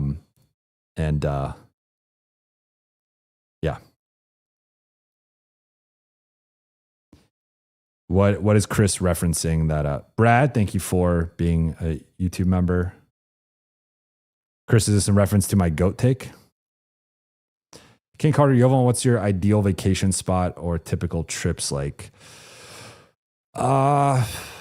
Good question. I mean, I love to travel, and at this point, I've been fortunate enough to travel a lot as a beat writer. So I know for some people, they don't like flying, or they don't like going to the airport, or I feel like I kind of go on cruise control and put my mind in a different dimension, and I'm just go through security, get on the plane, and just chill and whatever. And I'm actually I'm a horrible, I've said this before, I'm a horrible sleeper in real life. I'm great at sleeping on planes. I don't know what, I'm the LeBron or Michael Jordan or Kobe of sleeping on planes. I am the Alex Len of sleeping under normal circumstances. I cannot sleep. I'm a terrible sleeper. So, I like that part, but in terms of where, I love going to, I'm a big Europe guy. Obviously you have the Serbian heritage, but I've done several big Europe trips. So I'm due for one probably this summer, but need to go back to Puerto Rico. Really want to make it out to, Japan is up there on my list, but also I know we got a lot of, late night gang in China and the Philippines and Australia. And so I want to go to some of the places where my audience is as well. And there's so many places I have a list of a bunch of places I want to go to. So it's hard to narrow it down. And the longer I think about it, the more places I come up with, but I've never been to Italy. So that's probably the Europe spot I really want to go to, but there's a lot of places I want to go. Iceberg. So I'm doing the live right now, so I can't give you the mod permissions right now. But if you have commented under the video in terms of the actual video and not the live stream, I can add you from there. Mitch Potter, Jovan, here's a hypothetical. If you suddenly were the head coach, what's something you change about JJ's offensive or defensive philosophy? Offensively, I would try to run more stuff more consistently. And that sounds basic, but I feel like the Lakers have this really bad habit, even going back to tonight, where the first like 4 or 5 minutes of the game, they'll run all this pretty stuff and then they just stop for whatever reason. And from a results perspective, it's hard to, like, especially with Luka, their offense has been at a really high level, but I think it can still be refined and polished a bit more. So that would be my biggest thing on the offensive end, would just be like, we do stuff that works and it works aesthetically, but it's not even about being the most aesthetic offense necessarily, but it is just like when we are well positioned and well spaced and setting good screens and moving with a purpose and, you know, everyone's involved in the offense, I think they have really good results. Defensively, that's tough. Maybe make a call to Tibbs and ask for his perspective. I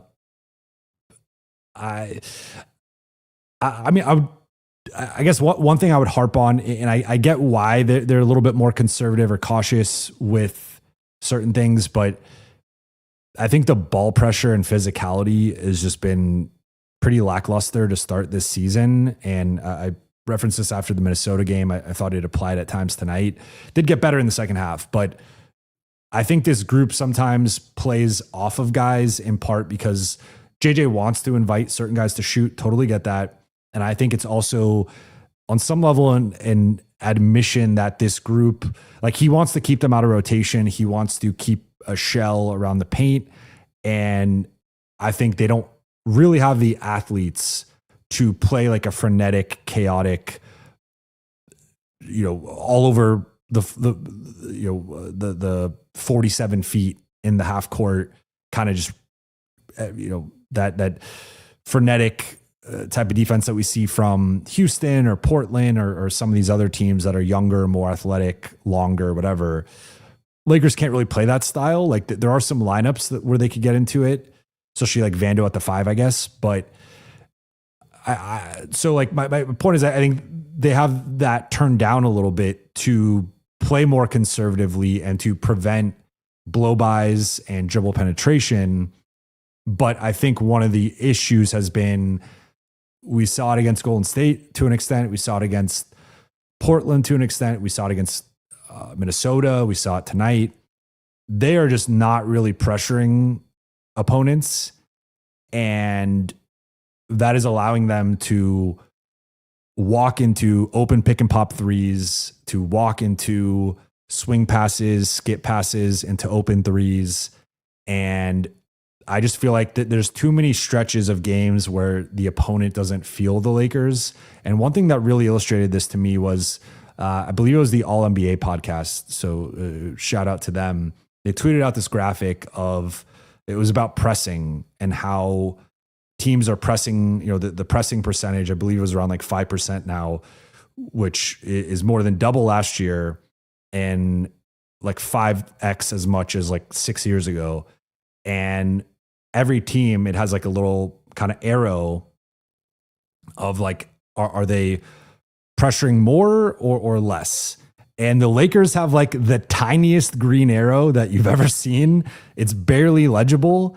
And, you know, they weren't at the bottom because there's several teams who are actually red going the opposite direction, but they were among the bottom teams. And it was like, that just kind of illustrated, like, while the league is getting quicker and faster and more athletic and trying these different things defensively, the Lakers are kind of a little bit more archaic and cautious and conservative with their defensive approach. And like, it's working to a degree, right? They're 4-2 and they're getting by, but against better offensive competition and just against better competition overall, I think it could be problematic. So I would like to ramp it up a little bit or selectively ramp it up, but I think they've been a little bit too passive with their defensive approach. And I think it's letting teams get too comfortable. Josh, hey, Jovan, when do you expect Adu to return? I'm always hesitant to give like because we hear different things, and then like Luka didn't travel with the group to Minnesota, but then he travels with them later to Memphis and then gets upgraded to probable. So the Lakers injury stuff is always in flux, but I think probably by like the end of next week, he would be cleared, but that's that's tentative. And it's based on him hitting certain checkpoints in his recovery process and return to play. So there's always a chance of a setback or LA being extra cautious. So I think should likely be cleared within like the next 7 to 10 days. But again, I want to leave some flexibility there because the Lakers have been especially with him coming off of like, he had this knee surgery back in March and he's been on and off in terms of his availability. So if you told me in the next week his knee swelled again as he tried to ramp up, that wouldn't really be a surprise. And that would be in line with like what's already been happening. So I think we have to leave some room for that to potentially happen. Going a little bit longer here. The Snow, thank you for the super chat. Hope you're doing well, brother. I don't doubt Braun sciatica, but in some sense, I do think him and Luka being out is an overall positive for the team. It builds confidence to perform without them. I agree. I've noted that as a silver lining. I think it's forced guys out of their comfort zone. It's also forced guys into their comfort zone and their preferred style of play. And just a basic like psychological thing is every NBA player grew up being the man, right? They all were all state, all conference, even the ones that like went undrafted, like even Austin was like a stud in high school. And like, you know, he was a stud in college as well. So it's like, even the guys who like are the underdogs or whatever, you're not getting to this level, even through like the underdog path without being a beast along the way. And having a certain, like, go back and look at Vando's high school tape, right? And he looks like a totally different player. He's playing point forward. He's got like some Lamar Odom to his game. And you see that now with the Lakers, but like, obviously he's a much more limited offensive player. So point being, like, I think all these guys grew up being the man and having the ball a certain amount, getting a certain amount of shots. And then as you acclimate to the NBA, you get kind of pigeonholed into a certain role. And when guys are out, you are allowed to do more and kind of rekindle some of that joy and some of that love that maybe gets like suppressed a little bit when you're doing a role that you feel like you could do more than. So I think for several guys, looking at Jake LaRavia, Dalton Connect, I think Marcus tonight, but those are the first couple guys that came to mind as like guys who I think you've noticed, DeAndre and Rui to some extent as well, being more involved offensively. Like you just see a different elements from those guys. So I think it's been a net positive. Shout out to everybody in the late night gang. I see Indonesia also. What up? MJ, Jovan, have you been impressed by the last 2 DK games? Look like he's getting more comfortable out there. Shots start to fall, and his defense has improved also. So I would say it's been 3 games. I did think there was some defensive regression tonight, especially like that third quarter shift that he had right before he hit the buzzer beater. I thought was particularly problematic, and there were several mistakes that you could tell.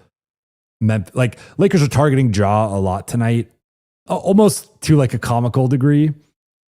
And Memphis started targeting Dalton a little bit, both on and off the ball. There were some off ball actions to get him like pin in flares and stuff to get his man on the weak side, open threes. But I would say overall, like if I had a stock arrow for Dalton, it is still trending up. I think the only thing on the offensive end that I still continue to kind of be a little concerned by is the shot. Like, so 2 for 5 tonight, which is whatever, like you're going to have some variance, but the 1 for 3 shooting, like he continues to just miss like some really good threes that I think he's due for a big game from a like just 3-point shooting perspective. But it has been entering tonight, right? Like let's look at quickly his entering tonight. He's shooting 19% on threes. And so 33% will bump that up, but even probably to the low 20s. Like Dalton's too good of a shooter to be shooting low 20s on threes. And like this was an opportunity for him to earn more trust and a larger role. And I think he's certainly played better, like starting in the second half of the Portland game. But I don't. And look, JJ gave him some fourth quarter minutes, and he actually played. I believe he played more than Vando. He played 15 minutes. Vando played 14. So he surpassed Vando in the rotation, I guess. So like he is.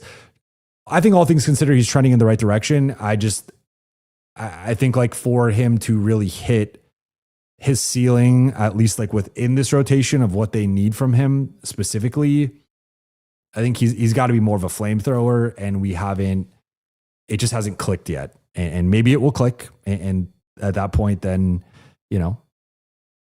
he potentially earns an even bigger role. But like right now, his primary strength, I always say, is like the scoring and the shooting. And he's done that really in 2 games of the 6. So I would still like to see more from him overall.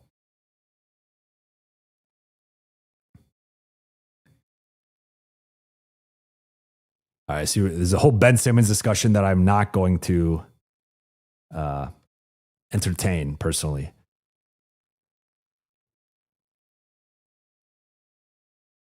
All right, any final questions before I get out of here?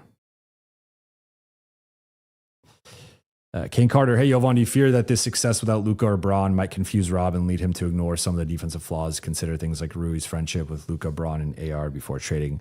I can't rule it out, but I don't think so, because I think anyone I've talked to around the league, like whenever I ask them what they think about the Lakers in terms of strengths and weak, like everyone, of course, looks at Luka, LeBron, and Austin, but then whenever it comes to like questions about this team, the first thing everyone brings up is defense. Like I think anyone who's looking at this team through a critical lens, it is obvious that they do not have the same caliber of defensive personnel as the other top teams in the league.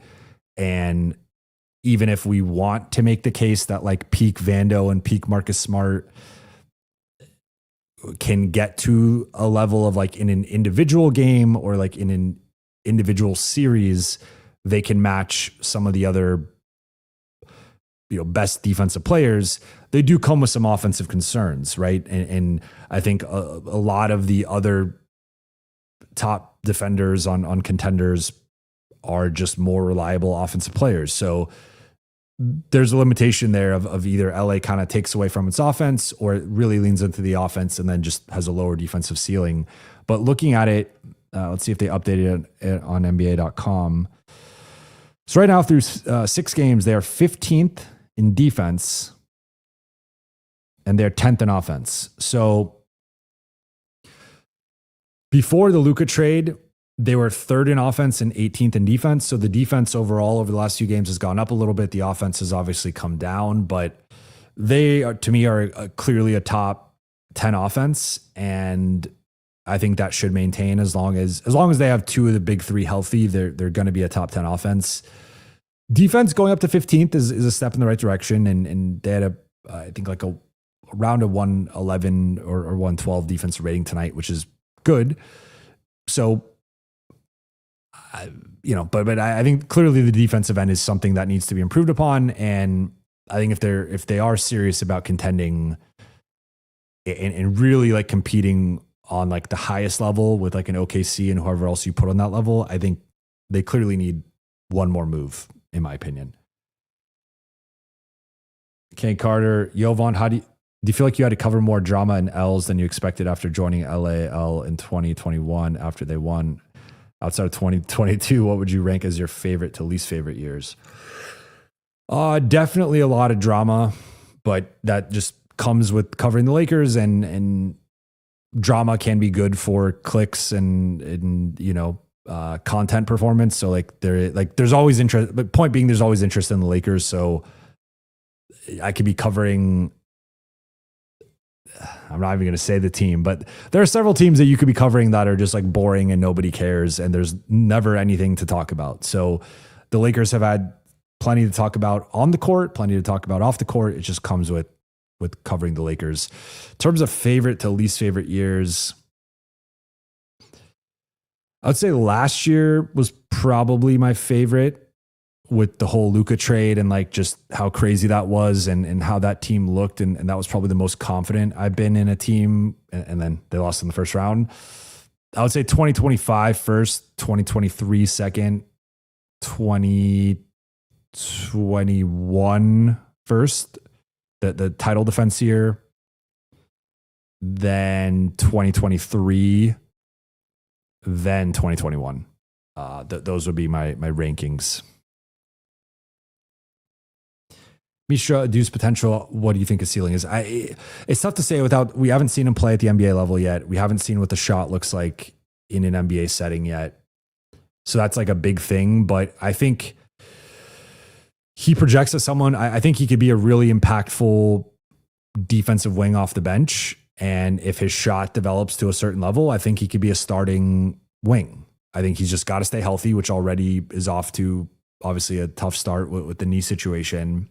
And then we just don't know yet about the shot, but the athleticism, the metrics, like all that stuff looks pretty good with him. So as long as he can get healthy and continue to develop his offensive game, and even with his offensive game, he shot like something like over 60% on floaters last year.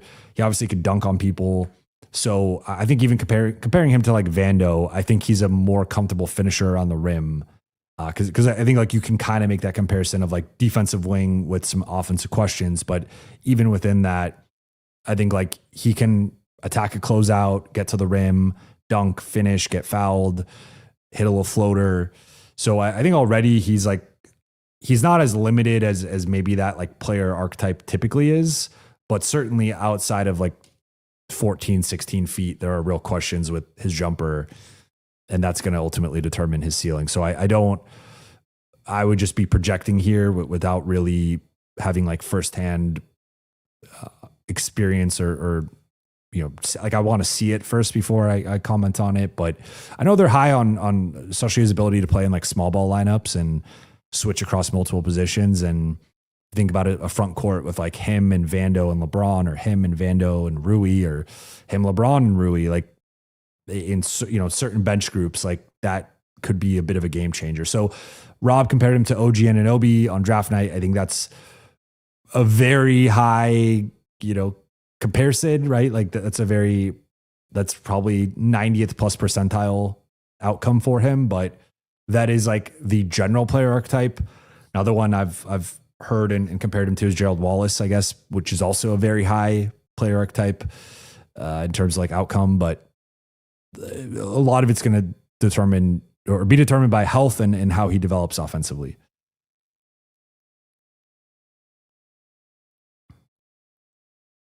Easy peasy. All we need is 2 of Jaden McDaniels over set. I don't even think they need 2 of Jaden McDaniels. I think they need 1 of Jaden McDaniels. And fun fact, they drafted Jaden McDaniels and then ended up trading him. Kane Carter, do you think Indy, Brooklyn, Toronto, Orlando, New Orleans can be potential teams that the Lakers could get some missing pieces from? Indy is in an interesting spot with how many injuries they've had. So like, I still think that they're viewing this as a gap year. So it's like Indy doesn't like to tank. And if they sell off pieces, it's just like now that gap year becomes a multi-gap year that I don't think like really makes sense. So I'm skeptical here of Indy and Orlando. I think Orlando's going to eventually turn it around. They might end up underperforming and being like a 6 seed instead of a 3 seed, or maybe even a play-in team instead of a 3 or 4 seed. But I think Orlando's going to be fine in the long run. Maybe they make a coaching change. That could be a possibility. Brooklyn, Toronto, and New Orleans are the 3 that I look at. Like, Brooklyn's season's already over. And probably New Orleans' season is already over. And then Toronto is starting to have a tough turn to their season. So I think among the teams you named, those would be the 3 I would look at. I think Orlando will turn it around. Now, maybe their ceiling is lower than we thought. I thought they could have been the 3rd or 4th best team in the East. There's still a chance for that, but might not happen. Indy, I think like if you just look at their history under this ownership and just this management, they don't tank. and like they would rather win 32 games and like have a worse draft pick than win like 18 games and get the number 1 pick. And on some level, I kind of respect that. Like there are some franchises kind of like the Nets that can learn from that, but the Nets, I don't know who you want off the Nets. That's the other thing. Other than maybe Nick Claxton, I would probably stay away. Royal, Jovan, what's for dinner tonight? I had Chipotle, did like a late afternoon workout, then went to Chipotle, and then I've been snacking a little bit with like some trail mix and a little bit of candy. I'm not going to lie. He upgraded. Do you think Reeves takes a step back when Luka returned? I mean, he objectively took a step back tonight, but I think it's temporary. Like he was never going to average 35, 6 and 10 with Luka. That was a function of Luka being out, but he clearly has leveled up his game. I thought tonight was a bit clunky at times, but I want to give that time. I want to give it more than one game. And I know it's been 3 games technically, but one game like post injury return before we start to sound any alarms there.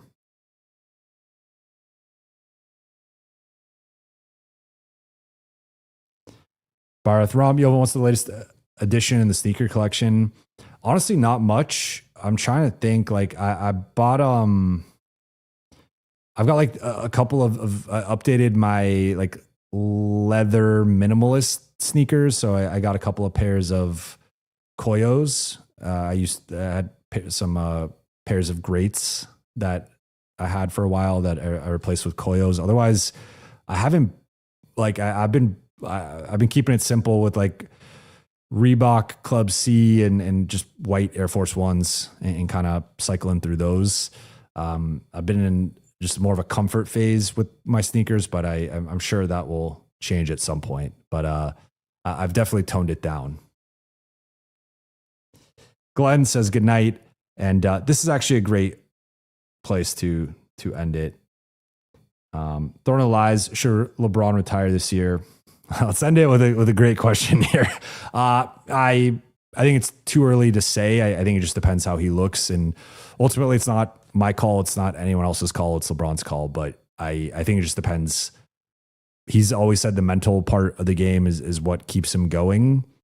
And if he loses that in terms of like that will to get up at 5 a.m., to put all this time in his body, to get to practice early, to stay late, to be in the gym, all that stuff. If that changes, then obviously it's time for him to retire. But I think it's too early to make that call.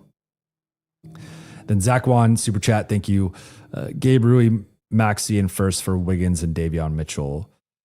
Sign me up. I don't think Miami does that with how they're playing, but they are certainly a candidate to cool off with how well they've been shooting the ball. But I'm going to wrap here. I appreciate you all so much for rocking with me for just under 2 hours.